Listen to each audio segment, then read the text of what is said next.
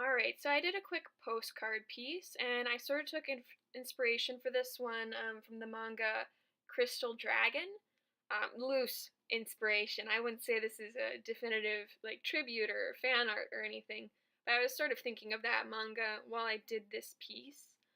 And I just did this one in ink, well, just to experiment.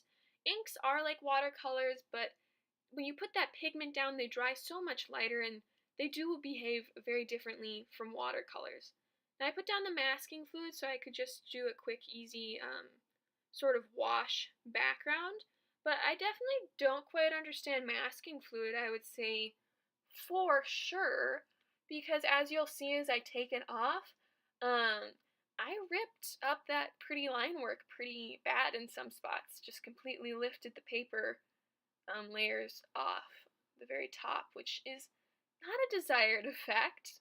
I think I'm putting it on too thick, but as you can see, I was pretty annoyed with myself because that's not easy to work with when the paper tears like that.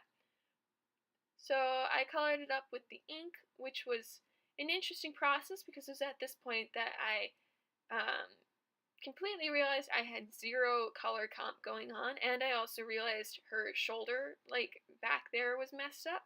So I kind of put some darker brown ink on top of that to hide it.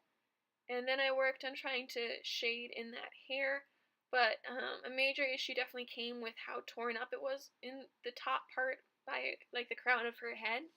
That caused a lot of issues because it's hard to put any kind of definition on the paper to any definition like that when it's so torn up. It just absorbs the color and it just flows everywhere. Sort of like when you like put a paper towel accidentally next to a puddle of water, it just soaks it all up. It just goes everywhere.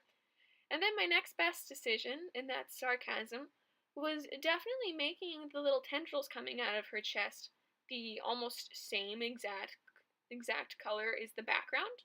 I tried to add in a little definition to give it more contrast by adding in some more colors, but that didn't really work. Oh well. But yeah, so that's how it looked at that point, which is okay, I suppose. So then I took my liquid chrome marker that I got from Art Snacks a while back. This marker is great, even if you don't do art, just because you can like write thank you cards, and then you seem like a really considerate person. You know, you put a lot of work into your thank you cards because you're using these special markers, but you're really just as lazy as anyone using a normal pen. It just looks nice. So I used the silver just to up that contrast and make it pop a little more, and I put some of the silver up on her head to hide the torn upness of it. And I think it turned out okay overall.